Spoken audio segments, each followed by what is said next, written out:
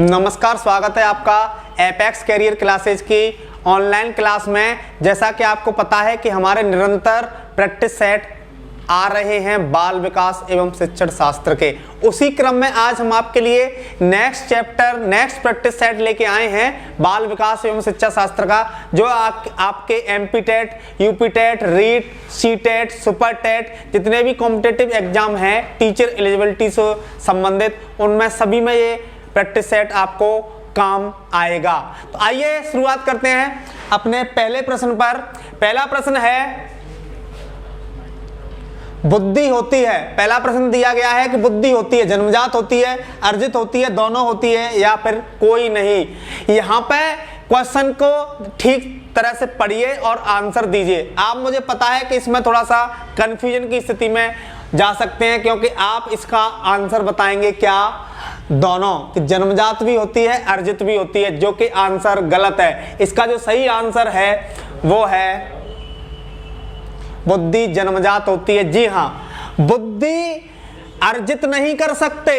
अर्जित जो हम करते हैं उसे कहते हैं ज्ञान, और बुद्धि और ज्ञान में अंतर होता है। हमारी तुम्हारी जो बुद्धि है वो हमें माता पिता के द्वारा वंशानुक्रम के रूप में, आनुवांशिकता के रूप में मिली है। इसी बेस पे हम कह सकते हैं कि बुद्धि क्या होती है, जन्मजात। मान के चलते हैं कि बुद्धि अगर अर्जित होती, मतलब हम बुद्धि को अगर प्राप्त कर सकते, तो इसका मतलब है कि फिर तो मैं अपना IQ लेवल 500 कर लेता। इसका मतलब ये हुआ कि जिन लोगों में बुद्धि नहीं होती है, आपको जैसा लगता है बुद्धि सब में होती है, बुद्धि कम ज्यादा हो सकती है, लेकिन हर आदमी में बुद्धि होती है, हर व्यक्ति में बुद्धि होती है, ठीक है। लेकिन जो बुद्धि होती है वो जन्मजात होती है। आप बता रहे थे कि बुद्धि जन्मजात और अर्जित होती है, जो कि गलत आंसर होता, ठीक है। बुद्धि जब भी पेपर में पूछी जाए तो हमारी बुद्धि कैसी सकती है, जन्मजात। क्लियर। आइए बढ़ते हैं, दूसरे प्रश्न पर चलते हैं। दूसरा प्रश्न है, द मेंटेलिटी ऑफ एप्स किसकी रचना है। मैं जैसा कि बार बार आपको बता रहा हूं कि चाहे वो यूपी टेट हो, सी टेट हो, चाहे एमपी टेट हो, उसमें कोई ना कोई रचना अवश्य पूछी जाएगी। उसी क्रम में एक रचना है, द मेंटेलिटी ऑफ एप्स किसकी रचना है। पहला जीन पियाजे, कोलर, थॉर्नडाइक, स्किनर। इस प्रश्न को करने से पहले आप इन चारों लोगों की रचना याद करिए, तब आंसर क्लियर मिल जाएगा। जैसे जीन पियाजे की पुस्तक का क्या नाम है, the language and thought of the child. Kohler की पुस्तक का नाम है मेंटेलिटी ऑफ एप्स। तो क्या आंसर हुआ इसका, सेकंड वाला। थॉर्नडाइक की दो पुस्तकें हैं, एनिमल इंटेलिजेंस और एजुकेशनल साइकोलॉजी, इसकी दो पुस्तकें हैं। स्किनर की कौन कौन सी, एक तो है द बिहेवियर ऑफ ऑर्गेनिज्म और दूसरी है the beyond freedom and dignity. Clear, ये भी आपको पता होना चाहिए। तो इसका जो सही आंसर है वो क्या होगा, इसका सही आंसर होगा कोलर, क्योंकि जो एप्स माने होता है वो क्या होता है, लंगूर। लंगूर बनमानुस बंदर, जिस पर किसने प्रयोग किया था, कोलर ने, अपने सूझ एवं अंतर्दृष्टि के सिद्धांत में, ठीक है ना। अगले प्रश्न पर चलते हैं, जरा तीसरा प्रश्न देखते हैं। निम्नलिखित में से कौन सा सिद्धांत अधिगम स्थानांतरण का नहीं है। लर्निंग ऑफ ट्रांसफर लर्निंग हमने बताया था, उसमें 5 सिद्धांत बताए थे, उन्हीं में से देखना है कि कौन सा है ही नहीं। पहला है सामान्य एवं विशिष्ट तत्वों का सिद्धांत है, किसने दिया है, स्पीयरमैन ने, ध्यान है कि नहीं है। दूसरा सामान्यीकरण का सिद्धांत किसने दिया है, चार्ल्स जड़ ने, ध्यान है, ये भी बताया था। मानसिक शक्ति का सिद्धांत भी बताया था। अधिगम स्थानांतरण का सबसे प्राचीनतम सिद्धांत, आंसर मिल गया होगा क्या, विशिष्ट से सामान्य तत्वों का सिद्धांत। ये अधिगम स्थानांतरण का कोई सिद्धांत नहीं है, ये आगमन विधि का एक सूत्र है, जिसमें आप पहले उदाहरण देते हैं, उसके बाद एक सामान्य बात बताते हैं। ये आगमन विधि जो होती है उसका सूत्र है, न कि अधिगम स्थानांतरण का एक सिद्धांत। तो इसका जो आंसर हुआ वो क्या हुआ, विशिष्ट से सामान्य तत्वों का सिद्धांत, क्योंकि पूछा यह था कि कौन सा अधिगम का सिद्धांत नहीं है, ठीक है। अगले प्रश्न पर चलते हैं। कितने महीने का बालक अपना पहला शब्द बोलता है। वेरी गुड, जो क्या बहुत अच्छा प्रश्न है। क्या प्रश्न है कि कितने महीने का बालक अपना पहला शब्द बोलता है। तो साइकोलॉजी ये मानती है 6 माह, 10 माह, 4 माह या 8 माह। आंसर बताइए जरा जल्दी से। इसका जो सही आंसर होगा वो होगा 10 माह। 10 माह का जो बालक अपना पहला शब्द बोलता है, ठीक है। कोई कन्फ्यूजन नहीं होना चाहिए। साइकोलॉजी के अनुसार 10 माह के बच्चे का शब्द भंडार होता है 1 शब्द, और 1 वर्ष के बालक का शब्द भंडार कितना होता है 3 शब्द, और 2 वर्ष के बालक के दिमाग में आ जाते हैं 212 शब्द। ये सब लगभग है, ऐसा नहीं है कि आप फिक्स ही गए, नहीं। अगर पेपर में पूछा जाए कि 10 माह के बच्चे का शब्द भंडार 1 शब्द, या फिर इस तरीके से प्रश्न आ सकता है कि कितने महीने का बालक अपना पहला शब्द बोलता है, तो 10 महीने का। जैसा कि आप देख रहे हैं दूसरा प्रश्न, दूसरा ऑप्शन बिल्कुल सही है। 5वें प्रश्न पर चलते हैं, जरा देखते हैं। 5वां प्रश्न है, व्यक्तियों में एक दूसरे से व्यक्तिगत विभिन्नता क्यों होती है, इंडिविजुअल डिफरेंस क्यों होते हैं, यह पूछा गया है। अब देखते हैं जरा, वातावरण के प्रभाव के कारण, बिल्कुल देखते हैं, हो सकता है। जन्मजात विशेषताओं के कारण, हो सकता है। वंशानुक्रम और वातावरण दोनों की अन्योन्य क्रिया के कारण, ये दोनों से भी अच्छा विकल्प है, इसको भी देखते हैं। प्रत्येक व्यक्ति को उसके माता पिता के से जीनों का भिन्न समुच्चय प्राप्त होने के कारण। मैं आपको एक बात बता देता हूं कि व्यक्तिगत विभिन्नता कहते हैं 2 व्यक्ति परस्पर एक जैसे नहीं होते, और उनका एक जैसा न होना ही व्यक्तिगत विभिन्नता कहलाता है। और ये जो व्यक्तिगत विभिन्नता होती है वो होती है दोनों के कारण, वंशानुक्रम के कारण और वातावरण के कारण। इसमें केवल एक ही विकल्प ऐसा है जिसमें दोनों एक साथ दिए हैं। देखो, इसमें केवल वातावरण दिया है, इसमें केवल जन्मजात विशेषताएं दी हैं, और इसमें भी केवल उसके जीन्स की बात हो रही है। जबकि तीसरा जो विकल्प है उसमें दिया गया है वंशानुक्रम और वातावरण के बीच अन्योन्य क्रिया। ठीक है, तो इसका जो सही आंसर होगा वो होगा तीसरा, वंशानुक्रम और वातावरण की अन्योन्य क्रिया। क्लियर। 6वें प्रश्न पर चलते हैं, बाल अंतर्बोध एपरसेप्शन परीक्षण का निर्माण किसने किया था। व्यक्तित्व मापन की कुछ विधियां हैं जिनकी हम आपको ट्रिक भी बताएंगे, उसी में से एक विधि है CAT, चिल्ड्रन एपरसेप्शन टेस्ट। एक है TAT, एक है CAT। तो CAT पूछी गई है, CAT किसने दिया है, मरे ने, बेलक ने, रॉबर्ट ने या रोजनबिंग ने। तो जो बाल अंतर्बोध परीक्षण है वो दिया है लियोपोल्ड बेलक ने। तो इसका सही आंसर क्या होगा, लियोपोल्ड बेलक। क्लियर। और टेट परीक्षण किसने दिया है, मरे ने, जो हमने पिछले अपने प्रैक्टिस सेट में आपको करा दिया है। ओके, आगे बढ़ते हैं अगले प्रश्न पर। अगला प्रश्न है, ब्रूनर ने सीखने के सिद्धांत ने कितनी अवस्थाओं का वर्णन किया है, 2, 3, 5 या 4। जैसे जीन पियाजे का सिद्धांत है, वाइगोस्की का सिद्धांत है, कोलबर्ग का सिद्धांत है, ठीक उसी प्रकार ब्रूनर का सिद्धांत है संरचनात्मक अधिगम। संरचनात्मक अधिगम में ब्रूनर ने 3 अवस्थाएं बताई हैं। तो सही आंसर क्या होगा, दूसरा विकल्प। ठीक है ना। आगे बढ़ते हैं, इसका सही आंसर क्या है, दूसरा, 3 अवस्थाएं बताई हैं। अगला प्रश्न देखते हैं 8वां, दिव्यांग जन अधिकार अधिनियम 2016 में कितने प्रकार की दिव्यांगता बताई गई है। हमने आपको बताया था ये प्रश्न 7, 16, 21 और 18। जब 1995 में PW एक्ट बना था, पर्सन विद डिसेबिलिटी एक्ट, तो उसमें 7 प्रकार की विकलांगता थी।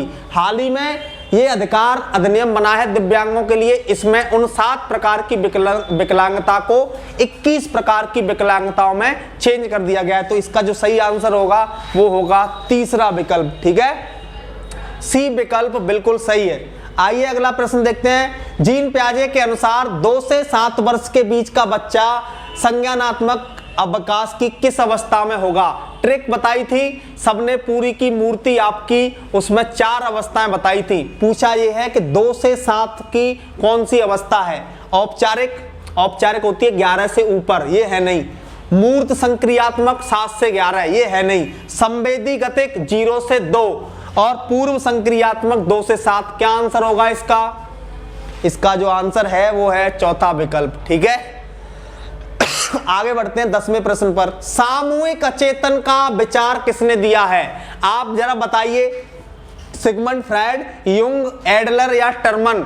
आपने इसका आंसर दे दिया है, और इसका जो आपने आंसर दिया है वो बिल्कुल गलत दिया है, क्योंकि आपने इसका आंसर दिया है सिगमंड फ्रायड। आपका तो अचेतन शब्द से ही क्लियर हो गया मामला कि ये सिगमंड फ्रायड ने दिया होगा, जबकि ऐसा नहीं है। सिगमंड फ्रायड का शिष्य है कार्ल युंग, या जिसको तुम कहते हो जुंग, और कई कई जगह इसको कहते हैं जंग, बात एक ही है। उसने दिया है सामूहिक अचेतन, तो इसका सही आंसर क्या है? दूसरा विकल्प। सिगमंड फ्रायड ने 3 चेतना के जो स्तर बताए हैं वो बताया है चेतन मन, अर्धचेतन मन और अचेतन, लेकिन पूछा क्या है? सामूहिक अचेतन, तीनों को मिलाकर एक इसके शिष्य ने दिया था जिसका नाम था युंग। क्या आंसर होगा? दूसरा विकल्प। ठीक है, तो प्रश्न को जल्दी से देने के बजाय थोड़ा सा विचार करके दिया जाए तो ज्यादा बढ़िया रहेगा। ठीक है, आगे बढ़ते हैं, 11वां प्रश्न देखते हैं। प्रवेंद्र शर्मा एक लड़का है जिसको गणित में 80 अंक प्राप्त हुए हैं, तो यह उसका क्या हुआ है? यह मापन हुआ है कि मूल्यांकन हुआ है कि दोनों हुआ है कि कोई नहीं? यह मापन और मेजरमेंट एंड इवैल्यूएशन वाले टॉपिक में से प्रश्न आया है कि एक लड़का है जिसको 80 अंक प्राप्त हुए हैं, जिसका नाम है प्रवेंद्र शर्मा, उसने उसका 80 अंक लाना उसका मापन है कि मूल्यांकन है कि दोनों है या कोई नहीं है? तो मैं आपको समझा देता हूं कि अगर किसी बालक को अंक प्रदान कर दिए जाएं, अगर संख्यात्मक दृष्टि से अगर किसी बालक को जज कर दिया जाए तो वो उसका मेजरमेंट होता है, तो ये उसका क्या है? मापन। क्या आंसर होगा? मापन। पहला वाला विकल्प बिल्कुल सही है। ठीक है, आगे बढ़ते हैं, 12वां प्रश्न देखते हैं। टर्मन के अनुसार 90 से 100 बुद्धि लब्धि वाला बालक क्या माना जाता है? मंद बुद्धि, सामान्य बुद्धि, श्रेष्ठ बुद्धि या क्षीण बुद्धि? अब आप यहां पे एक बात देखिए कि सामान्यतः जो बुद्धि होती है वो होती है 90 से 110, जिसको कहते हैं एवरेज या सामान्य बुद्धि, यही तो होती है। और 80 से 90 के बीच में होती है कौन सी? मंद। अब पूछी क्या है? 90 से 100, 90 से 100 किसके बीच में आ रही है? इसके बीच में आ रही है, इसके में, तो कौन सी बुद्धि होगी? सामान्य बुद्धि। 4 बुद्धि रट लीजिए, 4 बुद्धि के अलावा 5वीं बुद्धि पेपर में नहीं आएगी। कौन सी? एक तो याद कर लीजिए 90 से 110, 90 से 110 कौन सी? सामान्य, एवरेज, औसत। ठीक है, और एक आ सकती है आपके पेपर में 140 से ऊपर। 140 से ऊपर कौन सी बुद्धि? या तो 140 आएगी पेपर में, 140 या 140 से ऊपर, तो ये होती है प्रतिभाशाली। ठीक है, और एक पूछी जाती है 90 से कम, 90 से कम मतलब मंद। ओके, कहां तक? 70 तक, केवल 70 से कम मेंटली रिटायर्ड हो जाता है। और एक पूछी जाती है पेपर में 0 से 25, जिसको कहते हैं जड़ बुद्धि। क्या कहते हैं? Idiot intelligence. ओके, ये 4 बुद्धि केवल याद कर लीजिए, 5वीं बुद्धि नहीं आएगी। क्लियर? इस प्रश्न का सही आंसर क्या हुआ? इस प्रश्न का सही आंसर हुआ सामान्य बुद्धि 90 से 110। 13वें प्रश्न पर चलते हैं। निम्नलिखित में से कौन सा एक संवेग है? डर, ध्यान, उत्तेजना या स्मृति? इनमें से ढूंढना है कि संवेग कौन सा है। क्या ढूंढना है? इमोशन। क्या डर एक संवेग है?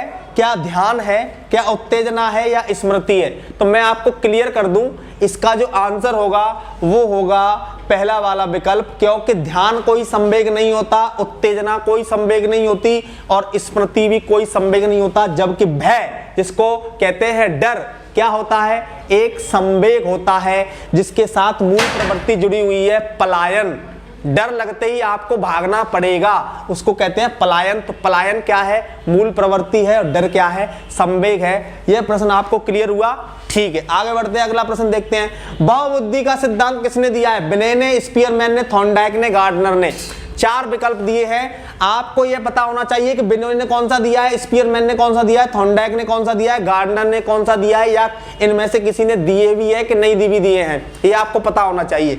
बुद्धि का एक तत्व सिद्धांत दिया है बिने ने, एक कारक एक खंड, जिसको यूनिफैक्टर थ्योरी कहते हैं, वो दी है बिने ने। स्पीयरमैन ने 2 फैक्टर थ्योरी, 2 कारक 2 तत्व 2 खंड, ये किसने दिया है? स्पीयरमैन ने।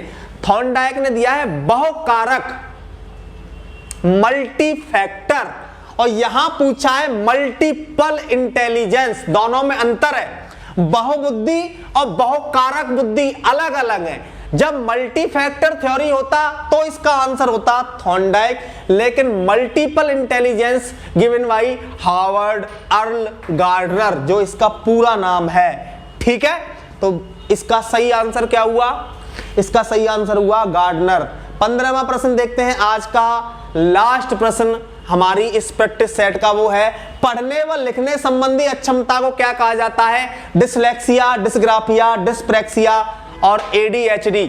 आप, मुझे पता है इसको जल्दबाजी में गलत करके आएंगे क्योंकि आपने इसका सही आंसर दिया होगा डिस्प्रैक्सिया, जो कि गलत है। यूपी में 69,000 जो भर्ती हुई थी उसमें यह प्रश्न आ चुका है और इसका जो सही आंसर है वो है डिसलेक्सिया, क्योंकि शब्द पहले क्या दिया है? पढ़ना। पढ़ने के बाद अगर किसी बालक को लिखने में भी समस्या आ रही है तो प्राथमिकता पढ़ने को दी जाएगी, इसलिए इसका आंसर क्या होगा? डिसलेक्सिया। अब आप सोच रहे होंगे कि फिर डिस्प्रैक्सिया क्या बीमारी होती है? डिस्प्रैक्सिया होती है सूक्ष्म गतिज कौशल, मोटर स्किल डेवलपमेंट जो प्रॉब्लम है वो होती है जो हमारी मांसपेशियों पर नियंत्रण स्थापित नहीं कर पाते हैं, चित्र नहीं बना पाते हैं, उनको होती है डिस्प्रैक्सिया। क्लियर?